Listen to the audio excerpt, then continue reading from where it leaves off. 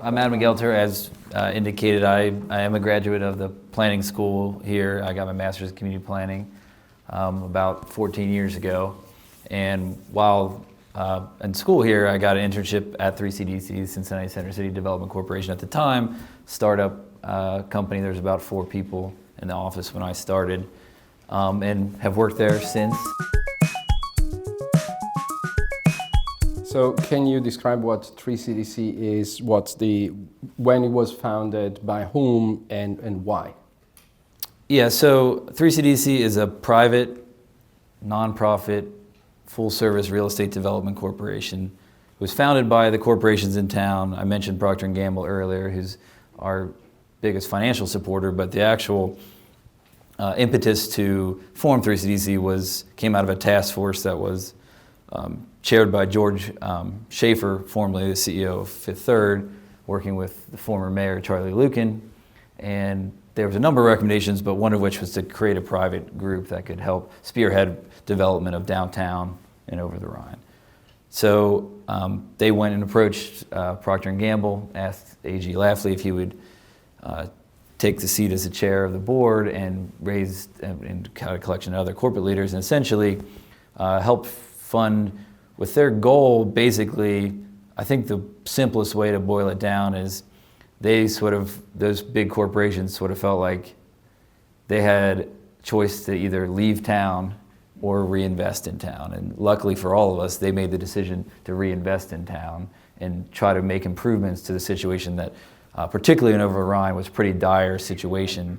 That's probably still at the very heart of the mission, is to make downtown over the place that people want to be and feels good to everybody.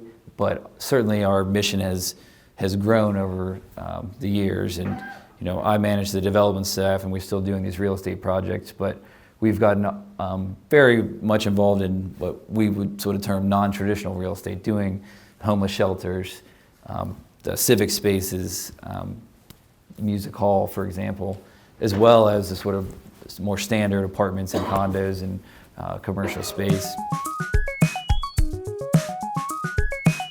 Great. So what are the current projects that you're working on? When we started out, and this sort of dovetails with the last question, we were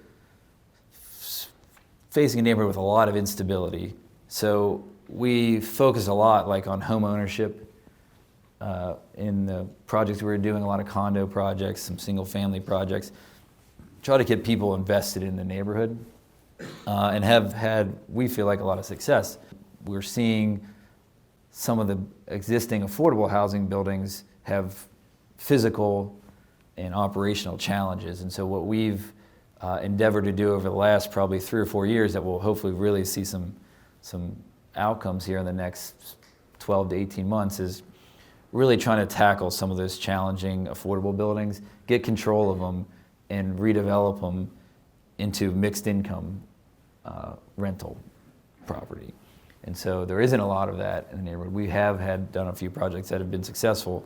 And so we have about a $60 million, really it's 5 small projects wrapped into one, that's about 210 units. That'll be basically half affordable, half market rate. That's the big project that we are working on in Over the Rhine.